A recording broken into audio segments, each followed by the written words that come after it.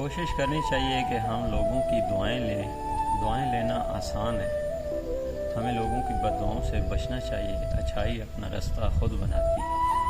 آہوں سے منسلک میری ایک چھوٹی سی نظم ہے، ذرا سنیے گا پلیز. آہ وہ جو زیر فلک رہے، آہ وہ جو خود سے خود تک رہے، آہ وہ جو بلا تک نہ لائے، آہ وہ جو خدا تک نہ جائے، کیونکہ خدا تلک جانے سے پرائے بھیس میں موجود اس اپنے کی بربادی کا سامان ہوتا ہے. سنو یہ لوگ کہتے ہیں بہت نقصان ہوتا ہے، بہت نقصان ہوتا ہے، مگر جب بھی کسی کی آہ نکلتی ہے، ہر سمت نکلتی ہے، ہر راہ نکلتی ہے، اور وہ ضرور سنتا ہے. ظاہر ہے وہ انصاف کرتا ہے، منصف ہے، قادر ہے.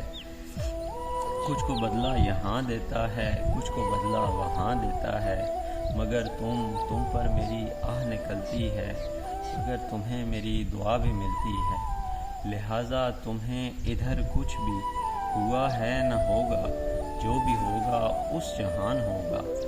سنو یہ میری آہیں اور چیخ و پکار، یہ سب تمہاری بربادی کا سامان ہوگا.